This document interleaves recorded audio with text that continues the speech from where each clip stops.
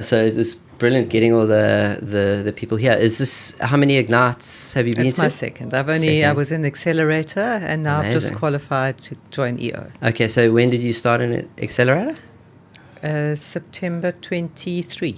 Okay, perfect. So you did 2 years and then the scaling up and Yeah. then straight scaled into Yeah. EO membership. That's Yeah. amazing. Yeah. And your business? Youth at Work. So Okay. we're an NGO, and we put young people into jobs. Okay, perfect. Yeah. Awesome. And how do you do that? We get funding from corporate. So we are a YES implementation partner, Youth Employment Services. We get funding from corporates. We then run the program on their behalf. So we select the youth. We select which companies are going to be working in, which SMMEs. We match the two together. And then we transition both the youth and the companies through a 12-month program, work integrated experience program. And our intention is for that young person to be economically active beyond the program, whether that be informal employment, full-time, fixed-term, part-time in the existing company or others, or sometimes they transition into self-employment, continue their hustle, go and study, a combination of all. Okay. And any particular categories? We did start off in education. So we put young people into schools to help support foundational literacy and numeracy. With COVID and with the mass youth employment programs that were happening in schools, it no longer became viable. And also schools were never employing young people afterwards, or very little absorption. So we now place across all sectors, manufacturing, a lot of youth in automotive sector, some really township mechanic shops, or otherwise even BMW, Mercedes workshops, dealerships, so Sage accounting, finance companies, manufacturing, green economy, solar technicians, really a very wide span of jobs that we've created. Amazing. I was fortunate enough to work with the Yes campaign previously, when they launched. I think we were working with BLSA, Business Leadership South Africa, and Banang Mahale and that sort of stuff. Yeah. And we somehow got an in with Yes. So I was just privy to for a bit, and it was such a beautiful thing. Why did you start this business? And I'm a teacher by profession. I'm also a mother of 4 children. I'm not a very good employee. I like being self-employed and run my own business. And I was watching the YES program, and I liked the possibility of bringing anybody in, whether you're qualified, whether you're graduate, whether you're not, and then have 12 months of an experience and a journey to change mindset, to really work at skill set, look at attitude, let it fix. And so it's a program that offers so much possibility. And that's why I thought, okay, this is something that we can do. I can do. I met a business partner, and we joined up. And we provide a whole lot of different services. So I come in with a lot of, I guess, soft skills backgrounds of this mindset, skill set change. And my business partner comes from a financial background. So she's heading the payroll department, because we also pay everybody.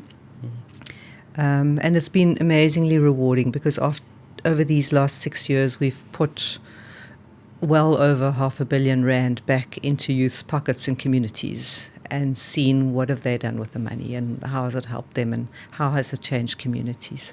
That's amazing. So it's a beautiful business. That's amazing. Okay, so I'm going to tackle a question from the team here, and related to numbers and measurements. Actually, was how does Youth at Work measure the impact of its programs on the communities it serves? So one of the ways would be that money you just talked about is massive. Yeah, there's a number of metrics, but yes, we've actually very strongly managed our business through tech. We've built our own bespoke CRM system. We've built a new AI uploading tool, which takes a lot of information into the system right at the beginning, so that we don't digitally or manually capture anymore, but we upload quicker. And then we look at retention rates. We're running at a 92% retention rate, which means only 8% of the youth drop out, which is one metric. The other metric is employing people for 12 months, so the amount of money that's been paid to them and completion rate. And the third metric is then absorption into post-program employment or opportunities. Also, there's an element of education. We give everybody access to an online learning platform with over 4,500 free courses, and there are 40 compulsory modules that everybody has to do. So the increase in skills is another metric that we use.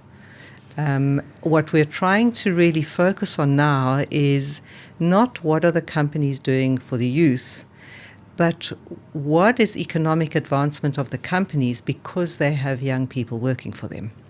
And what we're starting to measure is how big is your company before you take on young people, and after a year, have you grown your turnover and have you grown your staff count because you had more young people working in your business? Young minds in there. Exactly. So you can build a correlation. Yeah. I love that. Absolutely love that.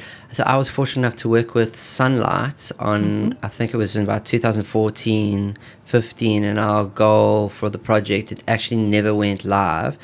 But we did studies in Soweto, so flew us out to Soweto, and we went there. It was 1 million black female entrepreneurs by 2020, and it was an educational product. It was built. It was the training behind that, and Sunlight was bringing it to the population.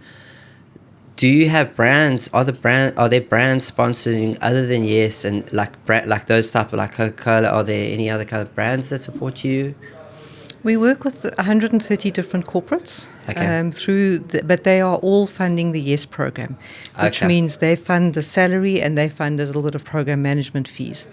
What we're trying to do is partner with organizations that add another value of training or entrepreneurship or incubator model or tech or something like that. Okay. So that people who come on our program, sometimes we've placed them in like a tech company and they'll give them digital marketing skills, entrepreneurial skills, and afterwards they then transition into their own business in tech. Okay. Or the same kind of thing in solar and become solar installers. Or in our youth and education program, we've got a tool which measures foundational literacy and numeracy. It measures the kids' gap.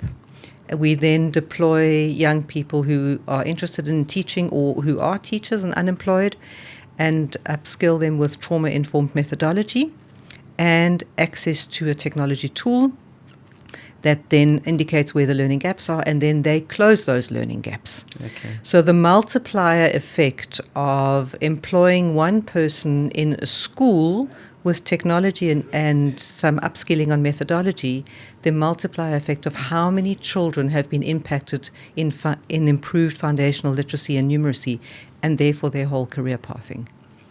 So one young person can influence lots of children's lives. One corporate funding, one youth can impact that whole journey. So we're trying to make a whole lot of connections between multiplier effects of impact. I think we're going to need more time. This is amazing. Okay, so I know the unemployment rates are staggering in the country, and I think it's something like over 50% in the youth as well. It's like the younger you get, the more difficult it is overall. So it's amazing that this initiative is just incredible. So you have more to say, I think. Yes. I mean, working with young people, we also know that on our program, when people join our program, there's about 35% of the youth who have a side hustle. We speak a lot about entrepreneurship. We speak a lot about the impermanence of jobs, and especially the age that we're going into, there's more and more jobs being lost. And young people are very innovative, and they have side hustles that become businesses that go out.